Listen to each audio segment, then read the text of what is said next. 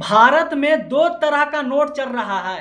एक भारत का नोट चल रहा है और एक इंग्लैंड का नोट चल रहा है। आप 1 रुपया का नोट देखिए, उस पर साफ साफ लिखा हुआ रहता है भारत सरकार, और बाकी जितना भी नोट है उस पर लिखा हुआ रहता है भारतीय रिजर्व बैंक। और भारतीय रिजर्व बैंक इंग्लैंड का है, भारत का नहीं है। अगर भारतीय रिजर्व बैंक भारत का है तो granted by the central government क्यों लिखा हुआ रहता है? Granted by the government of India क्यों नहीं लिखा हुआ रहता है? अगर वो भारत का है तो, भारत का अगर वो बॉडी है तो। और जहां आप कहते हो कि उसके ऊपर सरकार का नियंत्रण है, तो मैं आपको बता दूं सरकार का कोई नियंत्रण नहीं है। केंद्र सरकार के हिसाब से चलती है, और केंद्र सरकार और भारत सरकार में फर्क है।